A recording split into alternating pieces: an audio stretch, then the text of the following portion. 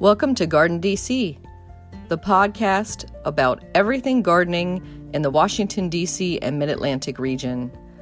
I'm your host, Kathy Jentz. I'm the editor of Washington Gardener magazine, and we're aimed at gardening enthusiasts, people who grow everything from edibles to ornamentals, natives to exotics. If it grows in our area, that's what we talk about.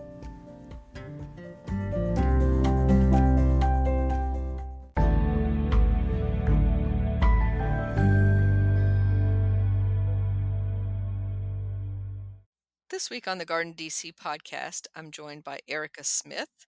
She is a Montgomery County Master Gardener and an author of the Maryland Grows blog and many of the book reviews that you read in Washington Gardener magazine. Welcome, Erica. Thanks, Kathy. Thanks for having me. Great to have you finally on the podcast. It's great to be here. Nice to hear your voice. Yeah, it seems like it's been so long since in person. So we're here mainly to talk about don't give up is what we're going to call this episode, right? So this is for all the beginning gardeners, especially vegetable gardeners out there, and also those who've maybe gardened in the past and restarted, or that have been gardening for years and they're just not having a good time, maybe, right? That's right. Yes, this time of year, when it's just been so hot and muggy and rainy, and there's so many bugs and weeds and everything, it's very easy to want to give up. hmm So let's talk first a little bit about how you started your journey in vegetable gardening. Were you out there as a toddler pulling weeds happily, or was it drudgery for you back then? I don't really remember back that far, but the vegetable gardening that I remember very clearly was when I was an older kid. We lived in Baltimore County, out in the country, and the house that we lived in had about a half-acre horse paddock in the front. And since we didn't have horses, my parents decided to rent it out. So it came with a stable, and there were horses living in our front yard for a while. And then eventually that kind of stopped working very well. And so they asked the horse owners to take the horses away. But guess what we were left with? We were left with some wonderful fertilizer in that area. So at that point, we moved the vegetable garden. It had been outside the kitchen door. We moved it down into the horse paddock. And boy, the plants grew so well. So I do remember, pulling weeds and picking tomatoes and picking corn and all of that from that period of time. That was a wonderful garden. And then I didn't garden again till I was in my 20s. And there was a point when my husband and I were living in a apartment in a row house near DuPont Circle. And there was a spot of earth out in front of the building. It was pretty small. It was maybe about 3 by 6. But there was nothing growing there. So we asked the landlord, could we possibly grow something in this space? And he said, sure. So we planted a vegetable garden.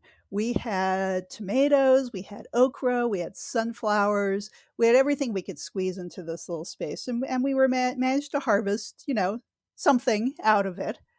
And then we got to the end of the season, and we took out the plants, and the landlord rushed in there and planted a boring little shrub, because I don't think he was anticipating. It wasn't the tidiest vegetable garden, so I don't think it met his specifications for the look of the property. And then we had the next place we lived, we had some plants on our balcony. And then 33 years ago now, we moved to Germantown, where we live now. And we had several vegetable gardens in different places around our property until we settled on a spot in the backyard. And we had that all set up. It was a nice garden with raised beds and a deer fence and drip irrigation. And then after, about 10 years growing there, I realized that it was getting kinda shady, like the trees had grown. How dare they? And so the garden was about half in shade. But luckily, at that point, I was able to get a plot at one of the Montgomery Park's community gardens, the South Germantown Community Garden.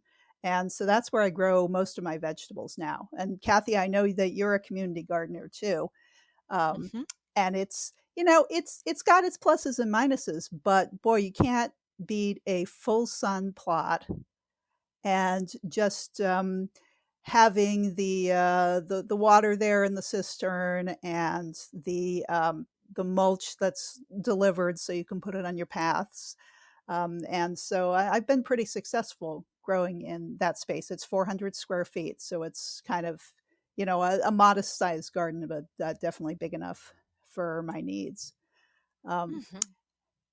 and then some of the other growing I've been able to do is not in my own personal property, but through Montgomery County Master Gardeners. One of the first places that I volunteered with Master Gardeners was in the Durwood Demonstration Garden, which is near the Extension headquarters in Durwood in Montgomery County.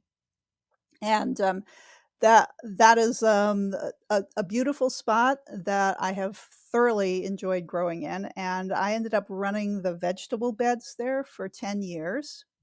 I have now passed that job on to some other very accomplished people. But it was tremendous fun to have the space to try out some new crops and do some experimentation and to just show off to the public what could be grown in Montgomery County. That's really one of my favorite things about being a master gardener is when we have our open houses and we get to invite people to come and look at the garden and have conversations in the garden. And you hear from people who moved to Montgomery County from all over the world. And they, say, where I came from, we grew this, and look, you're growing something similar. Or, they ask questions, how can I make this work for me? And we're able to talk them through it. So that's what I really love about being a master gardener is that teaching part where I can what knowledge I have. I'm probably not the best vegetable gardener in the world, but I love talking about it. So I can share that knowledge with people, and it's really fun. Hmm. And that enthusiasm does count for a lot, Yes, and yes. passion. I think that what I end up being quite often is just kind of a cheerleader. The yes, yes, you can do this aspect. Yeah, and I always think of it as, like, almost proselytizing to get people to grow things. Oh, absolutely, yes. And that's how I feel like I am, like, the preacher of okra. I'm like, "If you're not growing okra or garlic," that's the other big thing that I'm always pushing, is, like, "One of those 2 I'm gonna get you to plant this year." Oh yeah, absolutely. I love growing both okra and garlic. Yes, Mhm. And so, just to clarify for some of our listeners, that we're talking about Montgomery County, Maryland, because there is a Montgomery County, Pennsylvania, not too far away. And also, could be confusing because Germantown, Maryland, and Germantown, Pennsylvania. So, that's that's right. Yeah, people do get confused about that quite often. Yes, there's a Montgomery County in many, many states. hmm. Yep, and most of our listeners are in the Mid-Atlantic area, but for those outside the Mid-Atlantic and outside the United States, we're talking about mainly zone 6, 7, and basically from New York State down through North Carolina is what we focus most of Garden DC on, but we welcome, of course, listeners from all over the world, especially those trying to learn about gardening and those even trying to learn English. So, if you ever need clarification on vocabulary or words, feel free to email me or catch me on social media, and I'm sure Erica is the same. Absolutely, yes. Yeah, sometimes we end up using words because we use them so often, and we forget sometimes that not everybody knows what those words mean. Yeah, and different applications and pronunciations too. So sometimes we have different vocabulary for different things. So going back to the demonstration garden for Master Gardeners that you host in Durwood, Maryland, that is open to the public at all times or just at specific times? That is open to the public at any time. It's in a park. It's in the Agricultural History Farm Park. So anytime that the park is open, which is, sunrise to sunset, basically, then you can come and visit the garden. Um, and I will say that, we did have a bit of a setback during COVID. We were not allowed to work in the garden for quite a while. So last year, anybody who visited was able to visit a sea of weeds. It was pretty amazingly weedy. It's very fertile soil, and the weeds took advantage of that. But we have put in a lot of work since then, and I would say that it doesn't look quite the same as it usually does, but there's a big improvement. Let's put it that way. And that was probably a good experience also to be able to tell people how to recover from a year where your garden might go fallow or be weedy because, life happens. You Uh have huh. a baby, you break a leg, or you have to be transferred for work and you come back and then you come back to a weed patch. So Right. that transition is a good teaching lesson. Yes, and it's good if you, can anticipate that. Like, if you know you're gonna be transferred for work, there are things that you could do ahead of time, so that your garden wouldn't be out of control. It's a little more difficult if, as you say, you break a leg and then you just can't get out there for a while. That could be quite difficult. But, if you can, just cut the garden down to the ground and maybe put some black plastic over the whole thing. That's a good way to keep the weeds down during that period of time when that you're not going to be able to work in your garden. So that's the emergency response, and that's pretty much what we did at Durwood. Once we cut the weeds down, we put black plastic down on the beds, and that it worked very well. We didn't have nearly as many weeds when we came back in the spring. Good to know. And did you have a lot of perennial things like, say, asparagus or horseradish that you also cut back all the way? And I imagine you didn't cover that with black plastic. No. So in the vegetable garden, much of what we were growing was annuals, but of course, the Durwood demonstration garden is not just vegetables. It covers all aspects of gardening. So, for example, we have a big butterfly garden, and most of that is perennials. So they were able to come in and try to cut back the weeds that had grown, but of course, they couldn't do the black plastic treatment. So they're still fighting the weeds down in the butterfly garden. I can imagine.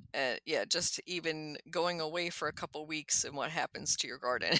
I Right. can Yeah. Try going imagine would away be for like 6 months. Yes. hmm exactly. So, turning to our topic of don't give up, what is the first thing that you think a beginning gardener might throw their hands up and walk away? What is the first thing that usually discourages people? Well, I think it's not just one thing. It's generally, gardens are living spaces, Hmm. and things are happening. Many different things are happening at once. So you're going to have the growth of weeds. You're going to have the bugs coming in. You're probably going to have some plant diseases. So all of that together, if you particularly if you're not in your garden every day to see the development of all this happening, it can be pretty discouraging if you come back after a while and realize that you know the weeds are waist high and all your plants seem to be eaten by bugs. So that's pretty alarming. And I completely understand that people want to give up at that point. That they look at this and say, "Oh, I wasn't meant to be a gardener. I can't do this." And I firmly believe that there's no such thing as green thumbs and black thumbs. I think that what there is lack of information. And if you have the right information, you can grow anything, really. We all have things that we prefer to grow, Hmm. but I think everybody is capable with the right information of having, a garden that includes whatever it is that they wanna grow. So there are certain things that I say to beginning gardeners, over I find myself saying them over and over again. Um, and I think the first thing is, to start small. uh, People still have this image in their minds, I think, of a vegetable garden that, is like a mini farm that you're, digging up your entire backyard and Mm, planting crops, that you're going to try to feed your family just out of your vegetable garden and so forth.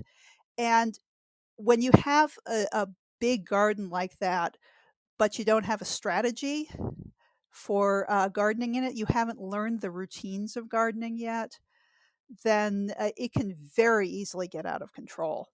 So I suggest to people that if they're interested in growing edible plants, that's wonderful. And what they should do is start with maybe a couple of raised beds or a group of containers on their deck, something like that, just to try it out and to see what it's like, and what potential problems there might be, and then how you solve those problems. And then you can gradually build it so it gets bigger and bigger.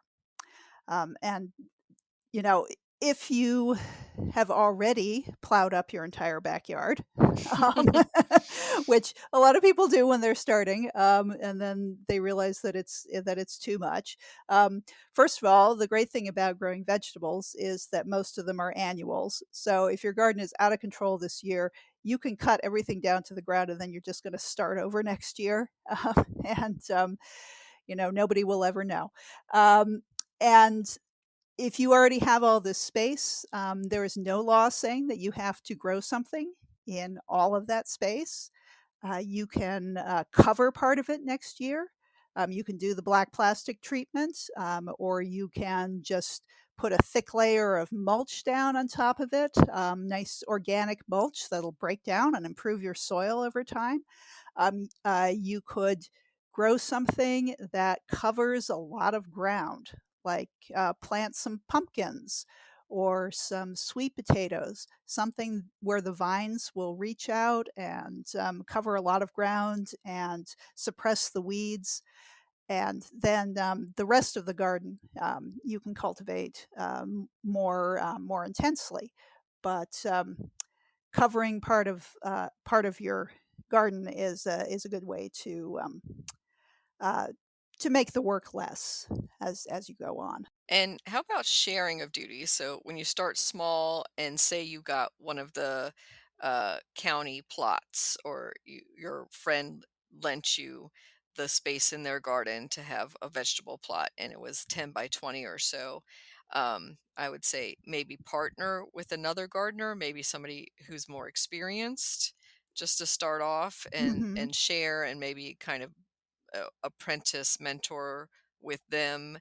But also, um, the one great benefit of being in a community garden in particular is you get to watch what your neighbors are doing. So, Yes. so when they start to clear their plot and start to plant lettuces, it's time to start to your lettuces. When they start to plant the tomatoes, then So there's a lot of that type of cross reference and learning from each other. That's right, absolutely. Yes, there's always somebody, in a community garden who is extra experienced, and if you're growing in your own backyard, there's probably somebody in your neighborhood who's got some gardening experience, and, maybe they will stop by and give you some pointers. And if you don't have that, well, you can ask the master gardeners, and, we'll be happy to give you some advice. And I was gonna say that taking on too much at once, that feeling of overwhelm is really crippling, not just for the beginner gardener. That can be at the beginning of every growing season when you're faced with all the choices that you could possibly grow and then figuring out what you actually want to grow. So, how do you approach that planning time, Erica? Well, I would say that, for me, say I've been growing enough years that, it becomes like a reflex in a way. I mean, I'm always looking through the seed catalogs in the winter and saying, "Ooh, that looks good. Ooh, that looks good." Um, but then, I do have a mental picture of how much space I actually have to plant in, and I can, dial my expectations down, to, what will actually fit. Um, but you have to develop that sense over time. So, just making a map on a piece of graph paper, of what space you actually have, and then, plopping down your circles of, "Okay, this is how much space a tomato plant is gonna take up, and this is how much space, I need for my squash plants," and so forth. That's a very good way to proceed, and, that's also something that you can find that out, through, gardening books, through asking experts, through, there are many sites on the internet that will give you that information, just how much space something's going to take up. There are also programs that you can download or you can, work through online that will, help you map out a garden. So Mhm. that is a good way to get started. But I think we all go through that, uh, I'm still sometimes starting I start a lot of plants from seed, and I often have more plants than I actually have room for once I get to my garden. I have to speak very severely to myself and say, "No, you do not have room for 12 tomato plants, you only have room for 8 tomato plants. What are you thinking?" Exactly. Yeah, we can get, eyes bigger than our stomach also applies to gardening. Yes, absolutely. So we want to grow all the kinds of tomatoes or all the kinds of peppers, or we want to have, enough lettuce in succession that we never have to go and buy a salad again, right? So that's when I Right. think you get a little over ambitious and overwhelmed. So that's definitely the principle of start small, start with just a Yes. couple kinds, and then add to it each year. And maybe partner again with somebody else to say, I'm going to grow all the cherry tomatoes and you're going to grow all the big salad or Right. sandwich type tomatoes, to divide and share with each other. Yeah, that's a good way to do it, or different kinds of vegetables, that can also be good if, for example, you have a problem with a particular plant disease or a bug or something during the course of the growing season, and you may say, "Well, I don't really wanna try growing that plant again, but maybe I could ask one of my friends to grow it, and then I could grow the thing that they're having a problem with." And that way you share the duties. And sometimes if you skip a year in a particular vegetable crop, then the bug that's attacking that crop will actually give up and go somewhere else. So you might be able to vanquish them that way. That's a good point because I know one of the plants that is really tough for even experienced gardeners to grow well is eggplant in our area, Yes. just because of the bugs. And especially in a community garden, Uh-huh. once one plot gets it and the infestation, they seem to go the flea beetles from one plot to the other and just denude the eggplants. Oh, absolutely, yeah, yeah. Yes, I don't grow eggplants in my community garden. I've actually found a solution to the eggplant problem that works for me, Hmm. and I'm not saying it's gonna work for everybody, but, flea beetles, I mean, they attack the young eggplants, and they just eat through the leaves and will kill the plant, in no time flat, and, but flea beetles live in the soil, and so what I've been doing is growing my eggplants in containers, and I grow them on my deck, which is about 5 feet off the ground, and they are not attacked by flea beetles at all. So that's the solution that's been working for me. And if anybody has a spot that is up off the ground where they can put a Hmm. container, even if it's, putting it on top of a picnic table or something like that, that might be a solution, against the flea beetles. Aside from that, I can say using floating row cover over the seedlings does help. It helps the eggplants survive long enough that, they might be able to produce some eggplants. Yeah, that's the trick I used last year was floating row cover all season long, so it looked like a little teepee of Yep. ghosts, Yep.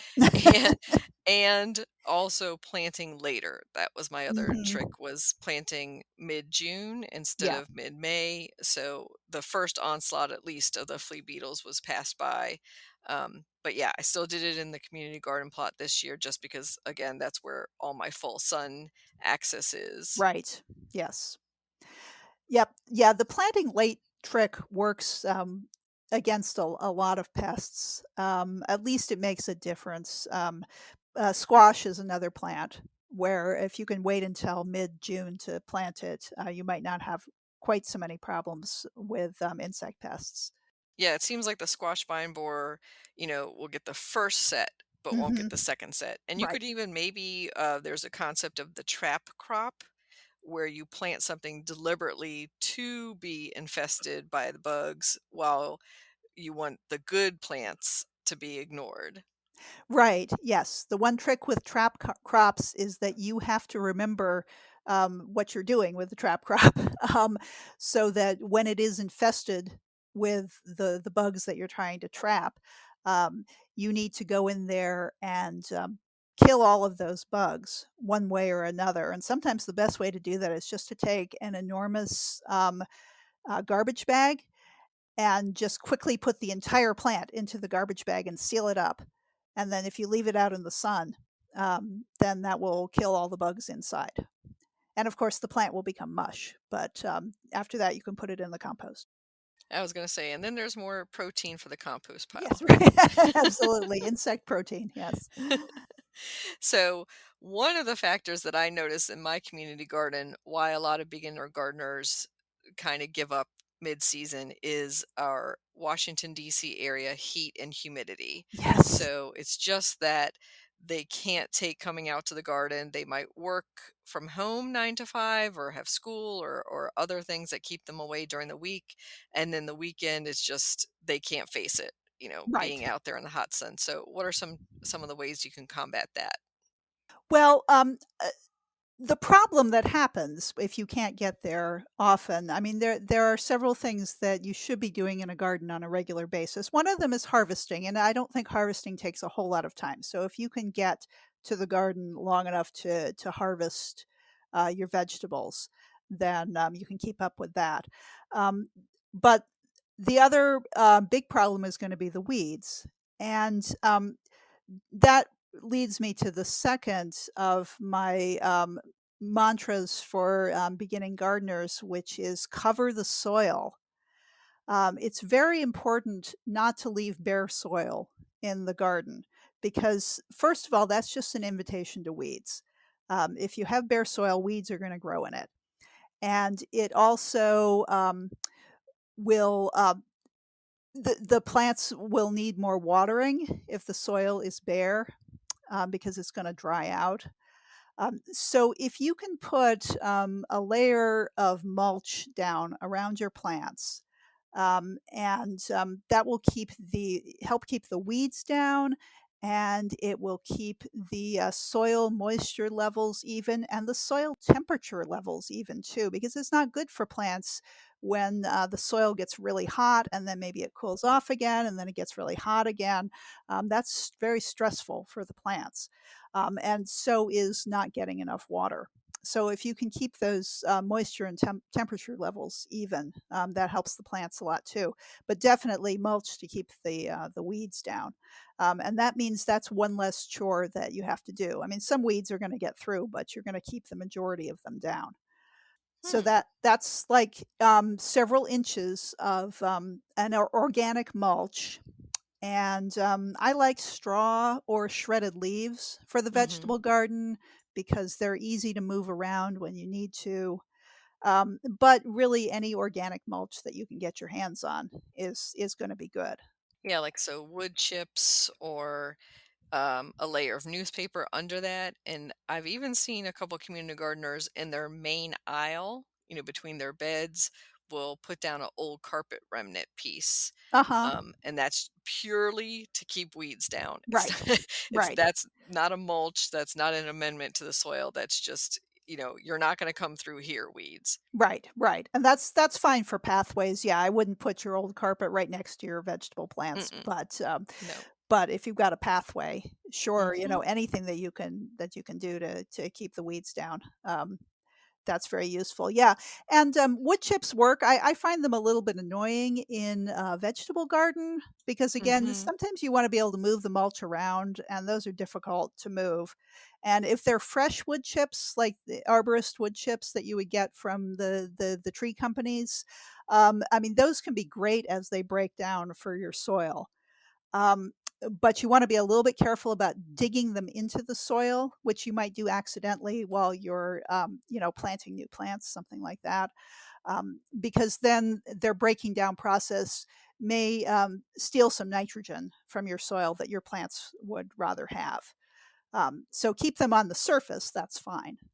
Yeah, so if you could rake them back, then plant, and then put them back in place, Uh-huh. that would be one option. And I would say that would be for something that might be tall growing, obviously not for your greens or smaller Right. things. If you have something that you're putting in and it's gonna be there all season, then, Mhm. yeah, you can use whatever mulch, because you're not gonna be moving it.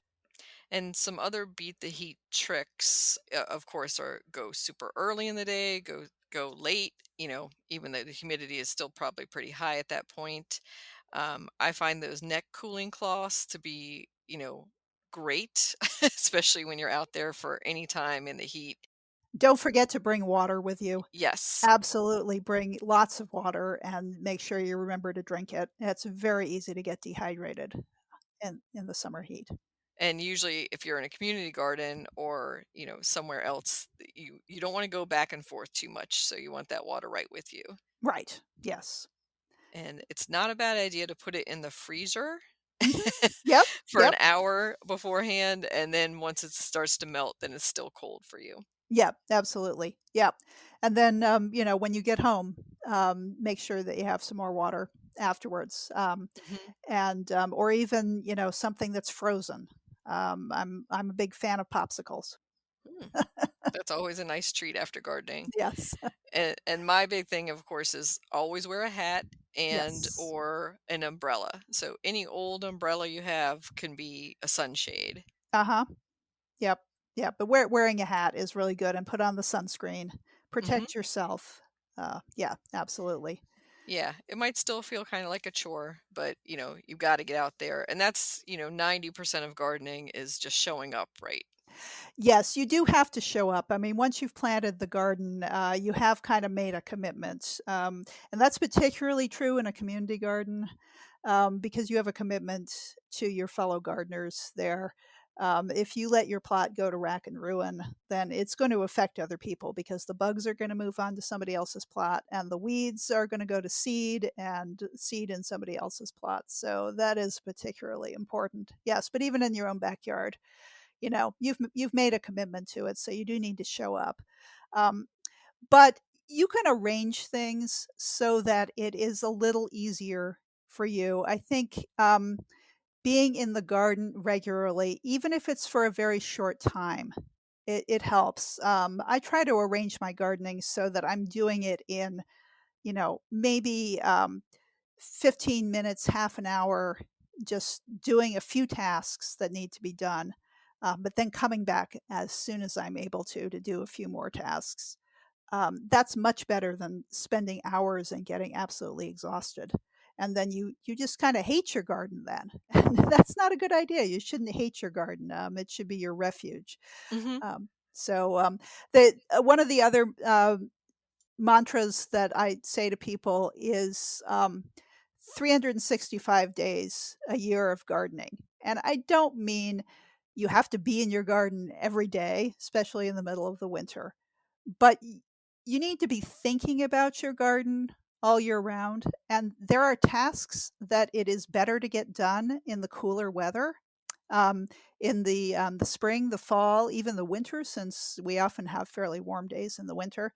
If you've got something that you need to do in your garden that is heavy labor, you don't want to be doing that in the middle of the summer. So don't start thinking about gardening, it's April and you suddenly say, "Oh, I should plant a garden." You need to be thinking about that earlier so that any work you have to do to prepare the soil is done ahead of time. If you have to build a fence against the deer, that's something that you don't want to be doing in the middle of the summer. Anything that is heavier work, try to get it done. And the winter is also for planning. That's the time that you want to be thinking about, what am I going to plant? Where am I going to plant it?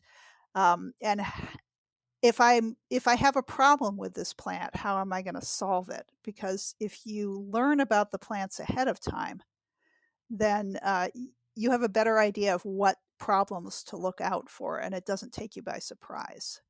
And I would say that's really true to break down things into small chores. Like today, I'm just going to go and harvest. And then Yes. another day, I might do a little weeding and watering, but I'm not trying to tackle everything in a 3-hour session because, yeah, Yes. I'm not going to be too happy.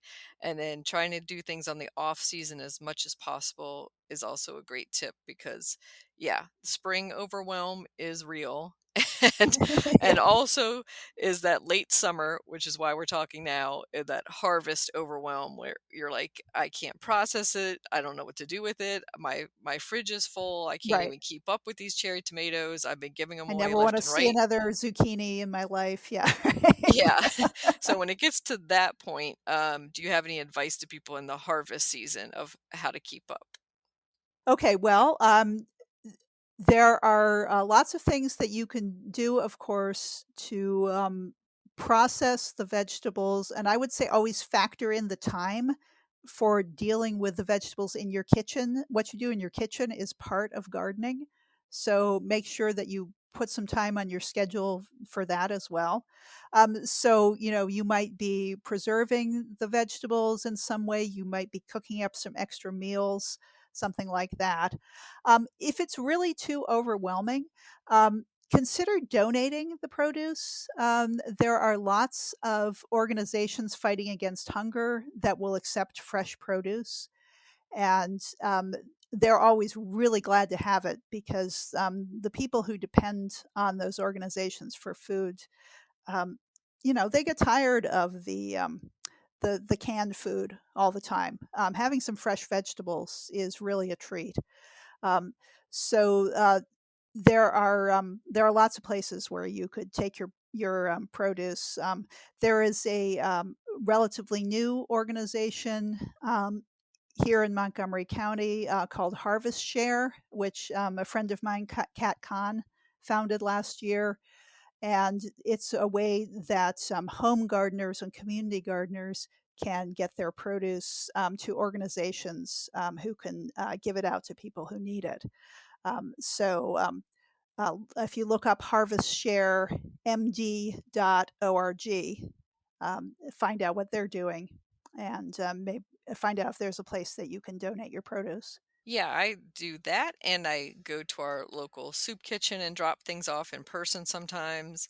But I've lately just been going on the buy nothing lists on Mm-hmm. Facebook pages and just offering produce there to neighbors. Yeah, that is great too. Yeah, And that makes it so much easier because I'm like, I'm picking pints of cherry tomatoes, say, or your extra zucchinis, and they are wanted. They will be picked up the next day. that's right. Yes, yes. There's always somebody who does want them. Yes, and that tip you shared earlier about partnering with a friend to, some of you, one of you grows one thing and one grows another thing, and then you're always glad to see when they bring those zucchini over because you're not growing your own zucchini. Very true.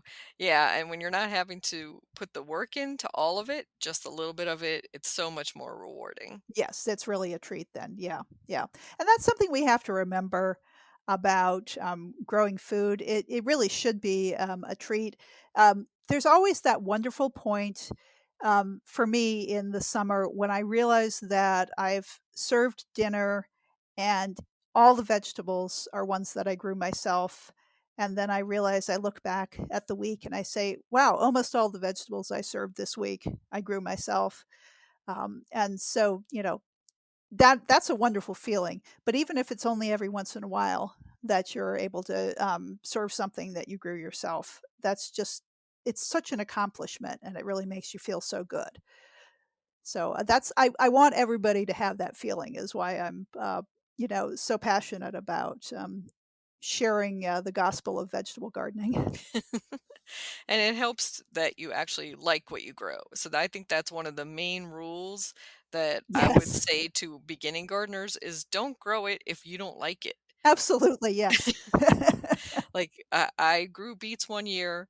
I don't like to eat beets, but I just did it for the experience to say Yeah, I grew beets. and now you've done it. And I've done it and I'm not doing it again. But if you love beets, grow beets. If Yeah, you yeah, don't like tomatoes, don't grow tomatoes. yeah, absolutely, yeah, there's no reason that anybody should have to grow anything that they don't wanna eat. I'm always surprised because I'll talk to people and I'm like, "Why aren't you eating such and such in your plot?" And they're like, "Ah, I don't like it that much, but I just grew it." And I'm like, it's kind of a waste of space in your plot. Grow more of what you like." Right, absolutely, yes. Sometimes people think, "Well, I should grow kale because it's so nutritious." Mhm. Um, and but then, yeah, if you do that one season and you find that you didn't eat any of it, then, yeah, don't grow it next It's not important, it's not necessary. No, kale for me is a trap crop. That's all I'm gonna say.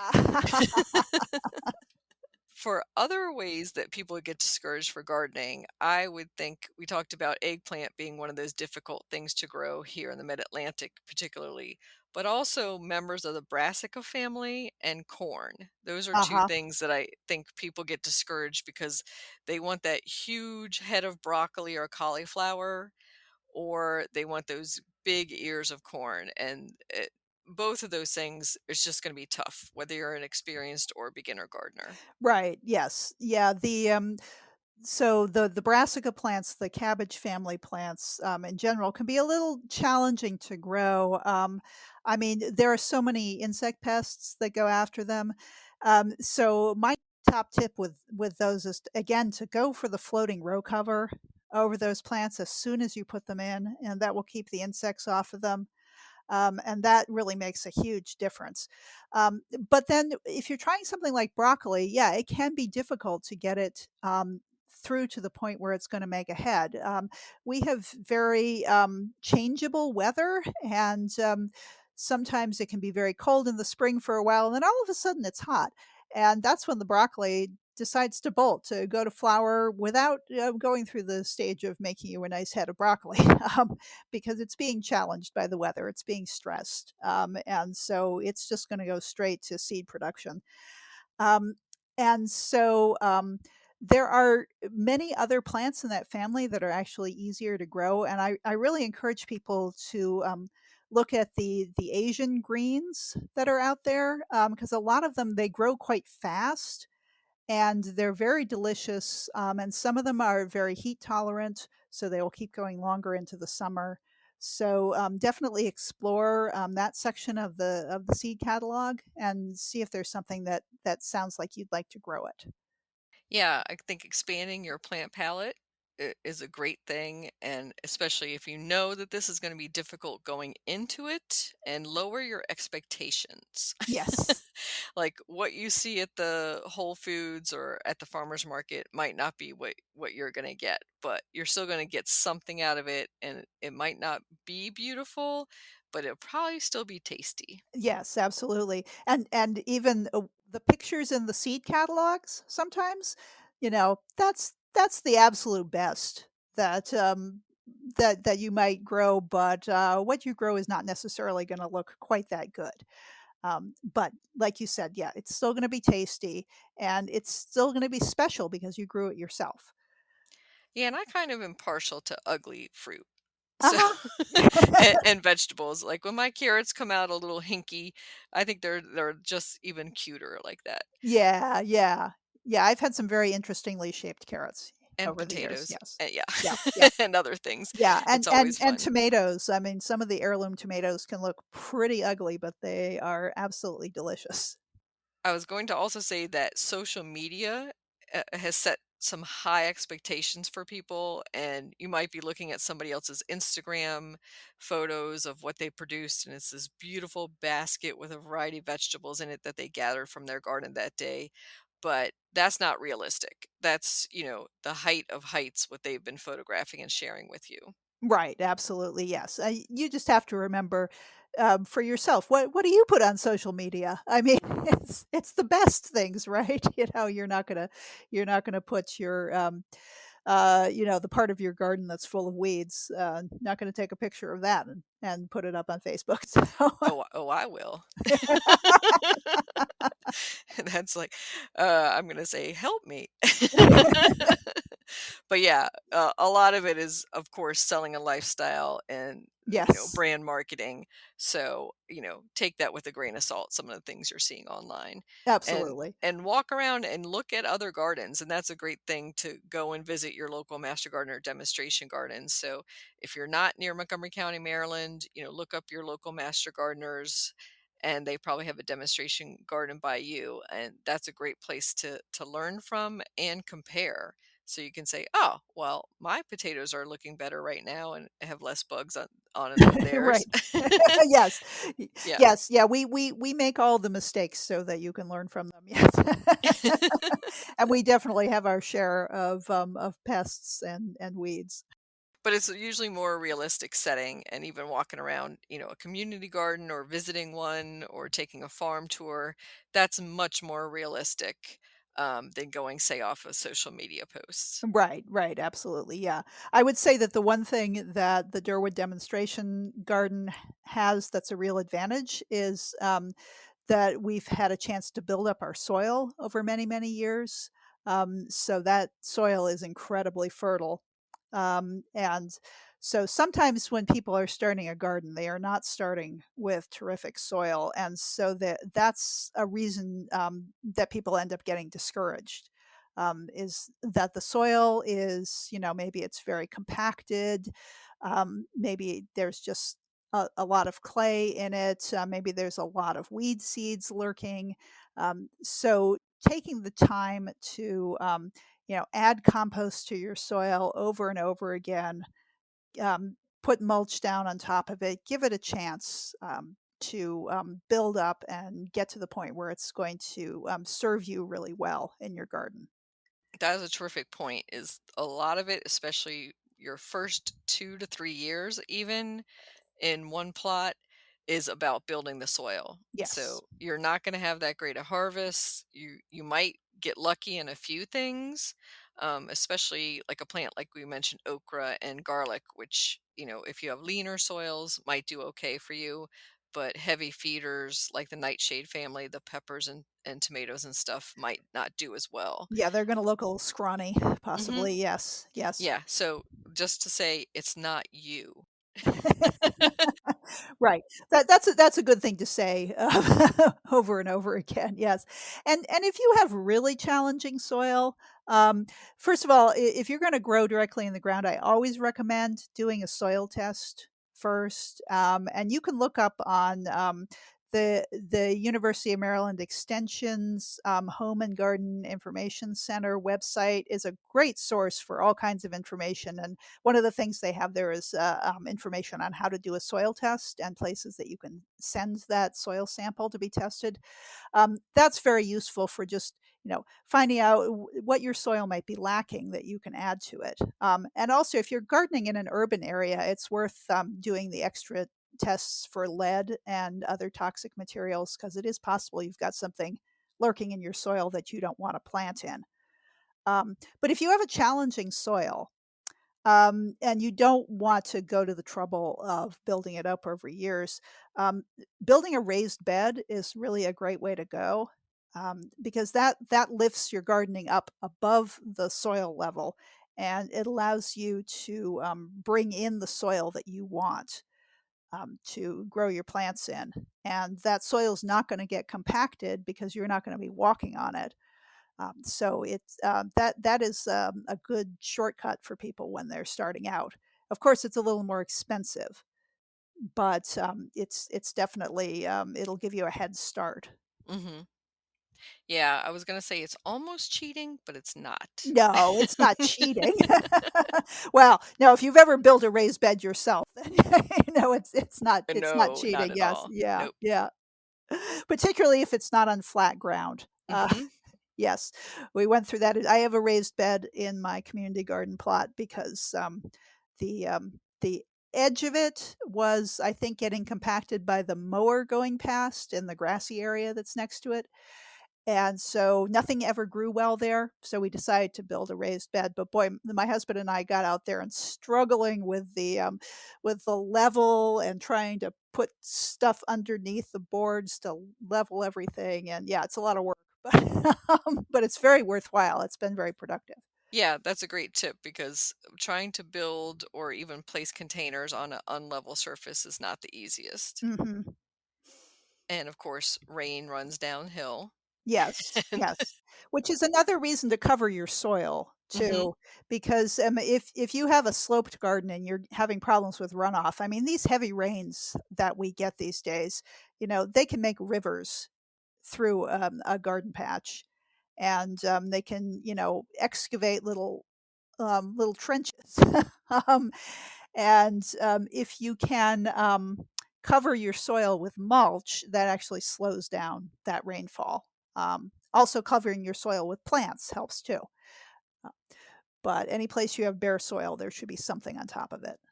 Yeah, and where my plot is in my community garden, I'm a little bit uphill, and it just makes all the wood chips in our pathways kind of float down to the bottom. And Uh-huh. so, Yep, yep. so it's a never-ending struggle of covering the pathways with new wood chips all the Yes. time. Yeah, we have the same issue in my community garden. Yes. We have basically a valley, and I'm almost in the bottom of the valley. So you're the accumulation of the wood chips down Yeah, there. yeah, there's, like, one plot that's below me that accumulates, but, yep, yep, they do enter my plot, yes. And so, for any gardener who's out there about to throw down their gloves and their trowel, any final advice about not giving up? Well, I just want to encourage you, to try again. It is always worth trying again. Every season is a little bit different, and I'm afraid that we're gonna continue to have weather challenges. That is just, the nature of our area for one thing, and also the reality of climate change, but, every year you learn a little bit more, and so, you can make many, many, many gardening mistakes. As long as you try to learn from each of those mistakes, and do a little better the next time, then, things will improve.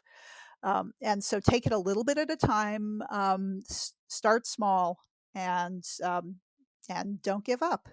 And so true about the weather, Erica, because, some years it's just a bum year. Yes. Again, don't blame yourself. It was either too wet, too hot, too cold.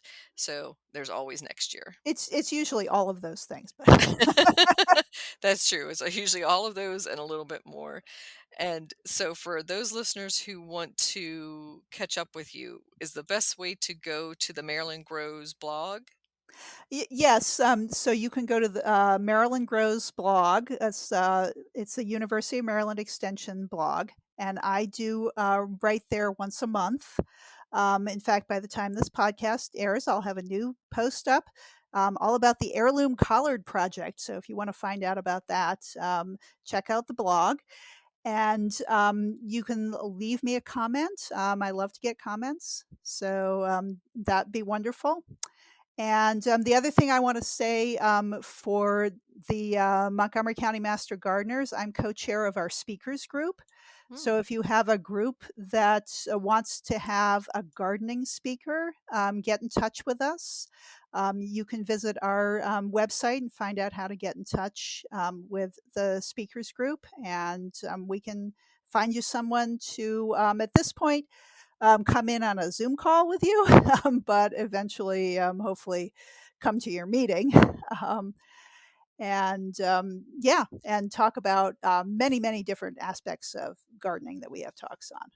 Great. And then the Maryland Grows blog is marylandgrows.umd.edu. So that would be That's right. universityofmaryland.edu. And you Yes, also have an upcoming talk talking about speaking that's being hosted by Brookside Gardens, but it's virtual. So it's online. So anybody could sign up for that. that's right. Yes, yes. So it's next Thursday, the 9th at 7:30. I mean, sorry, 6:30. And Yeah, you can sign up, through the Active Montgomery, program. You could go to Brookside Gardens, Facebook page and find the link there, or, any other way through Brookside Gardens. Okay, and that's September the 9th for Yes, anybody who's listening to this in the future. right. Yeah, if September you're the 9th, yeah. 2021. Yes, if it's later than that, you've missed it, but yes, and it is, the topic is growing great fall vegetables. And I'm sure there'll be a lot of information on cool season vegetables and some of those Asian greens you talked about earlier, Yes, and absolutely. transitioning from the summer into fall. Yes. Well, thank you so much, Erica. Well, thank you for having me, Kathy. This has been a lot of fun.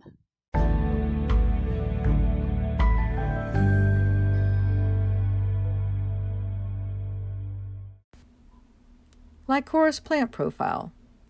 Lycoris species is also known as naked lady, surprise lily, magic lily, resurrection lily, British soldier, and many other common names.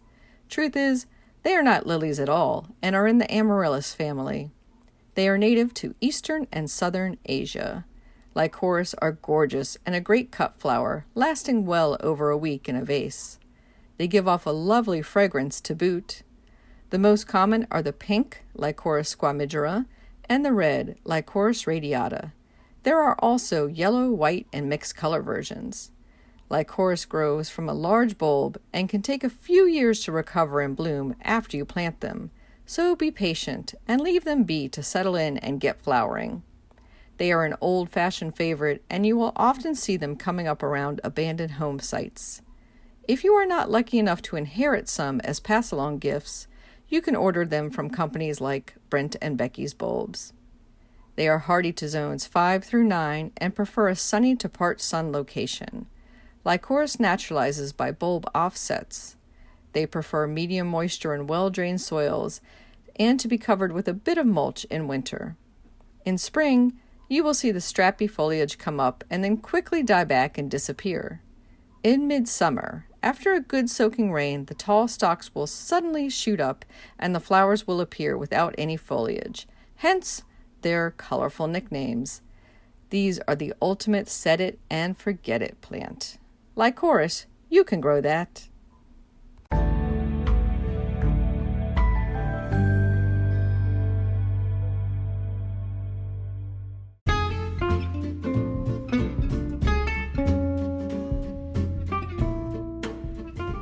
What's new in the garden this week? Well, first I want to thank our latest listener supporter, Zingfei Kai Pincus. Thank you so much. And over at our community garden plot, we have pulled out the cucumbers as they're no longer producing, and also cleared out a whole new section so we can put in our cool season crops, including cilantro, arugula, bok choy, some spinach, and some cherry bell radish. And the tomatoes are still going strong, as are the peppers, and even picking some blackberries still. In my home garden, I'm enjoying the goldenrods. It's that season when all the yellow things are blooming in my garden. So even the black-eyed Susan is hanging in, and also some of the related rudbeckias. But mostly it's a goldenrod show, and the pollinators are loving it. In the local gardening world, if you're in the DC area, I recommend a native plant sale that's coming up on September 11th, and that is at the Audubon Naturalist Society in Woodend at Chevy Chase, Maryland, and that's again Saturday, September 11th from 10 a.m. to 2 p.m., and that's their annual native plant sale. Some other upcoming events I recommend are taking place at Homestead Gardens in person and virtually. So one of the in-person events that you can come to is a butterfly workshop and live butterfly release at the Severna Park location on September 12th. There's also the Gesneriad Society's annual show and sale at the Davidsonville location the same weekend, September 10th through 12th. And I am giving an online talk, so anybody even if you're not in the DC area, can sign up for that and attend for free. And that is called Plan and Plant Fall to Spring Edibles. So we're going to talk all about cool season edibles and transitioning over the winter time. And that is taking place on Friday evening, virtually on September 10th at 7 p.m. Happy gardening!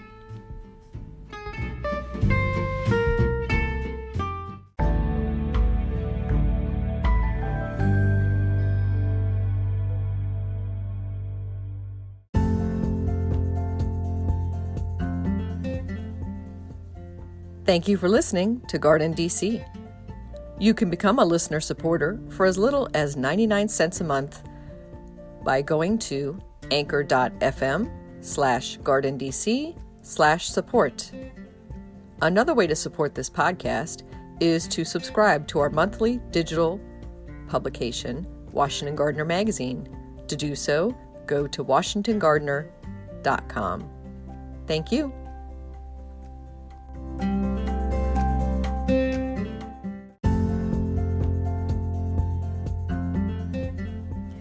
You can find Washington Gardener online at washingtongardener.com, on Twitter at WDC Gardener, on Instagram at WDC Gardener, and on Facebook.com at Washington Gardener Magazine.